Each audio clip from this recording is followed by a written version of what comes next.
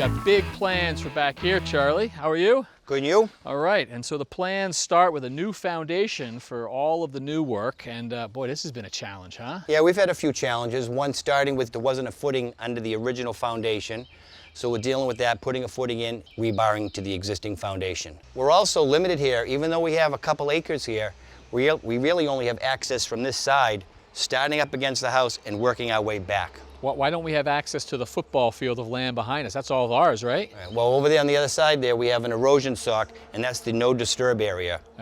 Conservation? Exactly. And we have no room to stockpile literally a couple thousand yards of material. Is that what you're taking out of this hole? Roughly, yeah. How big is the hole? Well, we have an average depth of probably 12 feet in some areas, and we have about 3,500 square feet that we will disturb. Yikes. If we could pull all this material out and stockpile it, and then have trucks come in and then load them separately, that would be fine. But we don't in this case. We just don't have the room to stockpile a couple thousand yards. So one at a time. And so what problems are you tackling today? Well, today we have a sloped grade that really will come into an inside corner of the new foundation and the existing, and we want to keep the water out. Well, I'm gonna go down there and see how you guys are tackling it. All right. Hugo, good to see you again. How you doing? How's Doing things? all right, things are good. So Charlie tells me this is the trouble corner, huh? This That's is the right. one that's gonna get all the water? Exactly. The hill kind of rolls right here, and this is where all the water is going to be trapped, Kevin, so it's kind of a critical area. So this is the old foundation right here. Yes. This was poured recently, and we saw the guys pin this with rebar, one foundation to the other. Correct. Your job is to waterproof. Looks like you've already gotten started. What have you done to date?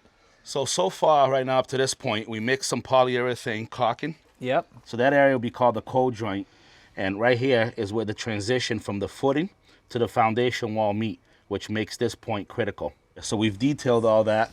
What you're looking at here is a primer that we use, which is a solvent-based primer that's meant to go on a cementitious substrate. And then the next step would be able to apply actually a membrane that's going to go here next. And so are you ready to put the membrane up? Absolutely. Hey, Scott. Hey. So Hugo, this is what we're working with right here? This is it. What am I looking at? Looks familiar. So that's the peel and stick membrane that goes on that primer. Yep, all right. So the primer, it doesn't do any waterproofing. That's Not just at to all. help this adhere better? That's it. I mean, this is pretty sticky. It is. It Not is. enough, though. Not enough. So this looks a lot like the stuff that we put down on roof decks, right? It does. It's very similar.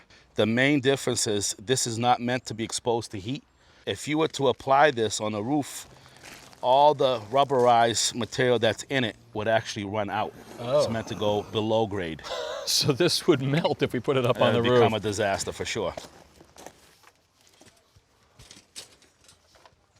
Now over this here, we'll apply a spray adhesive, and then the spray adhesive will bond to the cellophane, which will allow us to install what you see here, which is the drainage mat. Okay, so you got a little cutout right here.